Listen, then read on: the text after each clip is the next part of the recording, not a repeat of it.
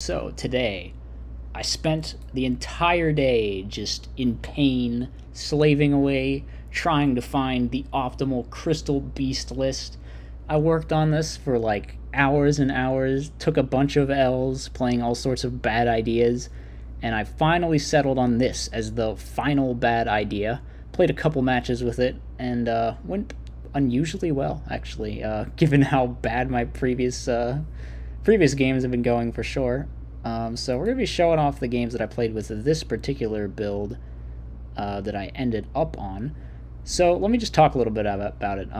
My take is we're just playing like a Synchro Cat deck with Crystal Beasts. I don't know. There's a heavy amount of Crystal Beast stuff in here for sure. So we got like the full cat package, which is pretty necessary, I think, in Crystal Beasts. It's just the fact that you have an in-engine target is really nice. So, of course, play Tragodia. It's my favorite card of the format, notably. We are on 3 Pegasus. 3 Pegasus is the best one by far. You have to play 3. I'm on 3 Topaz as well. We just need targets, so I'm playing 3 of them since he's a 2k beater, effectively.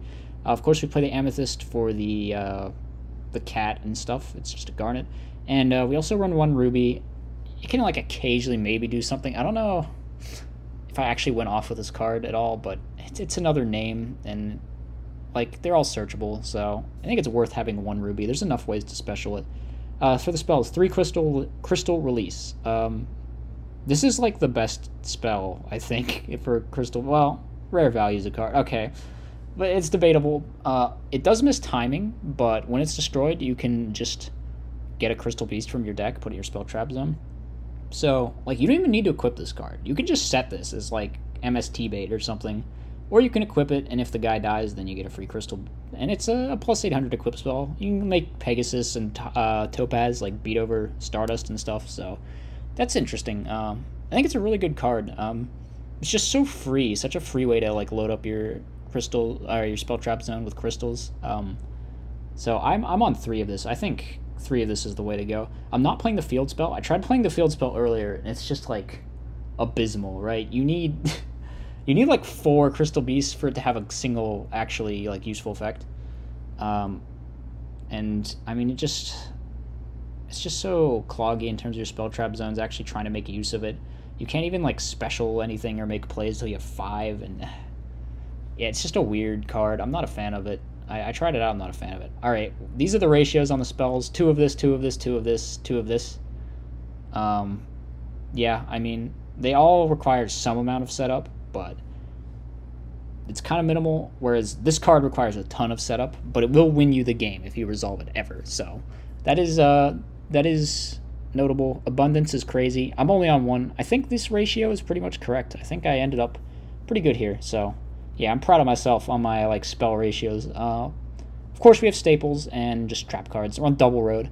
You have to play roads, I think. I think road is insane because, I mean, you just always have multiple Crystal Beasts in your spell trap zone, so like you just cannot afford to get stormed in here. Unless you have like Blessing in hand or something. So I think just always having a road is a really nice thing. Extra deck's pretty standard. You got the cat level 7s, and you got multiple Stardust and Fortress and a bunch of staples. Not much to talk about there. Let's get into the gameplay with this deck. Alright, so first match. This is up against, I think, I barely even figured out what this person was playing, actually, weirdly enough, having played a full match. I think it was some kind of plant. Here, let's show the hands. Okay, it is Gigavice. Alright, that makes sense. Yeah, I was thinking it was Gigavice. So here they go, Botanical Alliance, Pro Set the Storm. We just hit over with the Topaz, which is nice, gets over the 1900. Topaz is a solid beater. They go for Storm, which, I mean, the road. You will always sack with road in here, at least. I mean, that's one thing. I don't hit in, because if they have Gores, I don't have a great answer. I figure I'll wait for next turn and maybe sync with Sangan. So that's what I do. Man, their hand is not good. I feel like they maybe should have just gone for it with the Super Solar. Although I don't know if they had more Gigaplants in deck, what kind of build they're on. So we're just going to kind of win that game with the Sangan, Synchro, Brionac. You know, they just have no answers, so. Game number 2. We open up. We have a solid hand here. We just go Topaz, get the, Pegasus, get the Topaz. We set it all. I figure I can chain MST or something if I need to fill up or to free up a spell trap zone. They go for Caius here. I kind of just like decide to slam the Judgment, feeling like maybe I can capitalize and try to win here. I think I probably should have flipped the Crystal Release this turn. I was afraid about Chain MST in terms of making it miss timing maybe, but I think just getting the pressure is probably worth it. I mean, maybe my logic is it's just a 2-turn clock no matter what. We hit into Mirror, but then we have the Road again, so yeah, kind of rough for him. Just kind of bricked both games. Not a lot to say. So, sort of cheesed a win off of that guy. Next game, we were up against, I think this guy was playing Quick Draw Plant or something like that, probably. Main deck Dandy suggests. Here I go for the cat. I play a little passively. We don't have Road or anything to play into Bottomless, so I'm thinking just go for the safe play, get the Amethyst Cat, so no matter what, we at least get a Crystal Beast in Spell Trap Zone and only trade like... Well, actually, we trade positively no matter what, so... But they don't have the response, so we're also going to get a Rip a card. I decided to make Goyo and just Dust Shoot here. Taking the Dandy was really nice. I feel like maybe they should have set it. Couldn't they have set that? We go for this. We play around the Mirror that we know is there. Maybe another situation where I could have equipped this, but I felt like maybe they set the MST to like mess with me. Then again, you probably always set Mirror here just to be safe. It's a little weird. I was hoping they would like end phase space it or something, but didn't work out. Twas not to be. So we're just setting card. Man, they're drawing bad. That's unfortunate. We hit in, get mirrored because they have to. We go for the rare value. I don't think Chain MST would stop that. I don't think it does. I think it's just like you don't need to have 2 to resolve that, right? Yeah, I don't think. Actually, maybe it would, because they have to like pick one of the 2. Would chaining MST stop this? It's weird. Or would they just have to pick the one that's left? Is this like a condition to activate, or does it have to have 2 to resolve properly? I don't know. It could be either. I mean, cards are weird. Rulings are weird. We go for the blind space. It's a Dust Tornado, unfortunately, which is going to make our Crystal Release miss timing a little awkward, but we have just tons of advantage and stuff here. They go for the end phase space. They hit the Crystal Release. Here they have to just go Lone Fire for Dandy. They don't have enough to Avarice, and the Brain Control is going to end the game, so... Definitely a nice little win there. Alright, we're going to go for the Topaz, or off the Pegasus. Why do I keep confusing them? Alright, anyway, here they go. Lone Fire into Titanial after I hit into the Hamster. They get the Raikou. I'm not too worried about them flipping Raikou here, because I'm like, we can just Blessing back 2 and get this Abundance live either way. I feel like, okay, this Brain is either going to deal with the Raikou pop, or it's going to out the Titanial, so they go safe play and tribute the Titanial, which I probably agree with. Here, I just figure, let's ram in and activate the Abundance, and they just quit, which I don't know if they needed to quit here. I mean, they have plays. We would have had a big field, but they had, like, Avarice, Debris. They could have maybe done... You know, they could have Black Rose, put them all in the Spell Trap Zone, then Avarice, draw some cards maybe, I don't know. I'm not sure they needed to quit there, but whatever, it's up to them. Abundance is like an insane card if you resolve it, so, I mean, it is what it is. Anyway, whoops, on to replay number 3. I don't think I showed this one yet. This is the right one. I think this is the right one. This was up against like a Light Sworn? No, Flammable Sworn, okay. Right, I remember this. Oh wait, this was like a crazy pile. With like Welidad and Flambells. Or I don't think I fully grasped what it was. So we go set 2. Just go for the poke with the Airbellum. Playing it safe. We hit the Heavy Storm out of the hand, which is nice. Now we guaranteed have this interruption with the Bottomless. I feel like they should have used this Mally sooner. Or, like, all this game. I don't remember if they ever do it. But we take the Caius. Here they have Plague, and it's like they could just Plague Mally, but I don't get why they don't. We go for Black Rose. The face downs were just bluffs, which maybe they shouldn't have done. The release is going to get me a free crystal out of deck. We go Monk Spell, attack. Here I'm, like, a little worried, right? Because I hit the Plague, and they could just make a level 8 Synchro next turn. And it was going to out, like, anything I go. But they just decide not to, and... I'm not sure I understand. what was going on there. Did they forget about Maui? I guess it's conceivable, but... So, game number 2. We're going to hit in with the Cyber Dragon. Set a bunch of cards. They end phase Dust, so these roads are now dead. They go for Stardust. We do not have a great out for this at all. I'm feeling like I'm regretting committing this side row to the board now, because I'm like, I could have brain Trinidad to out this level 8 Synchro. Instead, now I have to go for like a hit in with the Crystal Release. But at least we're going to get some spell traps or some crystals in our spell trap zone, but yeah, I shouldn't have done this with the release. I think it's optional. Yeah, you can just choose not to do it. I clogged my zones for no reason, so even if I had drawn something good, it would just have been a big issue because of this road. So, I mean, best thing I could have done is wait for them to summon something and maybe brain Synchro play, but we just didn't have a lot of options here. So we go summon set. We're going to end phase Blind Space 1. They actually didn't set any protection here, so I'm going to just like get super cocky and go for the Black Rose. And it pays off. So very lucky for me. Hits in for 14, but I have the Tragodia. Best card in the entire game. Top deck the Monk. Oh, we do be sacking, though. So we're going to go for Arcanite Magician. Top. We're going to hit in with Erebellum. Hit in with Tragodia. Go for Brionac. Brionac is going to be able to bounce any future threats. We tribute the Arcanite after popping the Set Spy, and that's going to be to the end of that match. Okay, final match here. Up against, I believe this was the pure Lightsworn player. So, he goes, charge. We Dust Shoot after the charge. After seeing its Lightsworn, I feel like maybe we should just go for it. Try to maybe brick them or find out what their hand is. So they hit in. We just drop Tragodia. Just want to get our value off of it as soon as possible. We go summon Erebellum. Going to try to rip a card here. They actually could... Here I was wondering. I'm thinking, like, can they... I think they can Beckoning on attack declaration and then in battle stop Gardna. I'm pretty sure that's a thing you can do.